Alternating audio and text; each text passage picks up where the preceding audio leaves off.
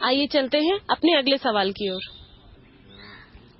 पांडे जी, अभी मिस्टर अब्बास ने एक आपसे सवाल पूछा था कि लखनऊ में पिछले 5 सालों में या इस सरकार ने हमारे विचार से केवल एक काम किया है कि लखनऊ और नोएडा में पत्थर ही पत्थर लगा दिए हैं, जिसमें जनता का सारा पैसा चला गया है।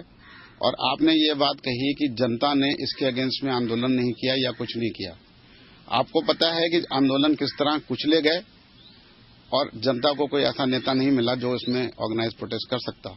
और ये कोर्ट में भी बात गई और कोर्ट का भी आदेश का पालन नहीं किया। ऐसी स्थिति में आपकी पार्टी कैसे इससे निपटेगी?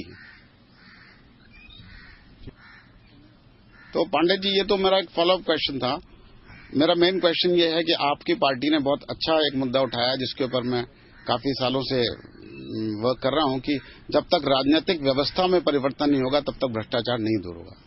अभी जैसे कि 4 मेन पार्टीज अभी इलेक्शन में लड़ने जा रही हैं और एक दूसरे के खिलाफ जितने गंदे शब्दों का प्रयोग कर सकती है कर रही हैं, लेकिन यही 4 पार्टी इलेक्शन के बाद रिजल्ट्स पर डिपेंडिंग करके एक दूसरे के साथ गठबंधन बनाएंगी। क्या ये जनता के साथ धोखा नहीं है? अगर ये मानते हैं कि जनता के साथ धोखा है कि चुनाव पूर्व गठबंधन बनाना, और हमने वोट दिया बीजेपी को, उन्होंने एक गठबंधन बना के बीएसपी से पार्टी बना ली, तो क्या आपकी पार्टी मानती है कि इस पे कुछ आंदोलन या कोई कानूनी स्टेप्स उठाने चाहिए कि ऐसे गठबंधन अलाउ ना किया जाए? अगर सरकार नहीं बन पाती है तो दोबारा चुनाव हो।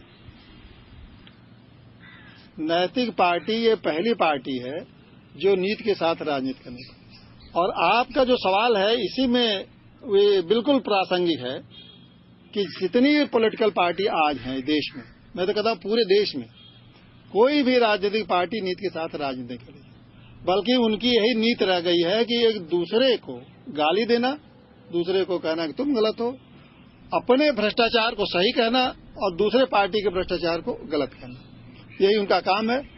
कभी ये कोई पॉलिटिकल पार्टी नहीं कहती है कि हम अब सदाचरण करेंगे, बल्कि वो ही कहते हैं कि दूसरे को हम गाली दे देंगे तो हम माने जाएंगे कि हम भ्रष्टाचारी नहीं।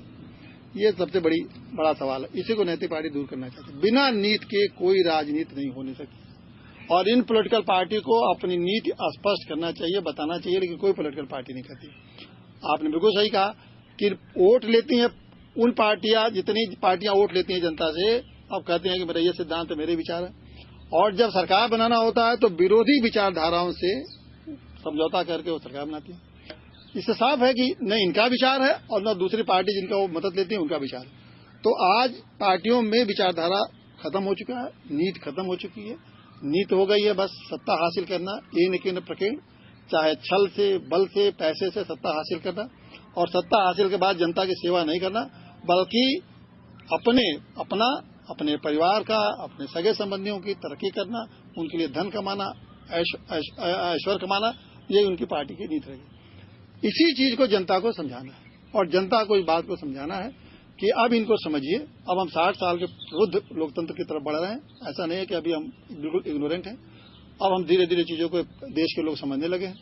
तो ऐसे लोगों को जो पार्टियां हैं उनको बाहर करना, सत्ता से बाहर करना। मैं तो ये कहता हूं कि जितनी पुरानी पार्टियां हैं, जो आप जिन 4 पार्टी की बात करें, सभी 4 पार्टियों के या और भी पॉलिटिकल पार्टी जितने पुराने नेता, सबको एक बार जनता चुनाव में से हरा के बाहर कर दे, देखिए कितनी बड़ी क्रांतिकारी परिवर्तन आ जाएगा और नए लोगों को मौका दे, और नए लोग जब आएंगे, मौका पाएंगे, तो नए ढंग से काम करेंगे और बड़ा भारी बदलाव इस देश की राजनीति में आ जाएगा।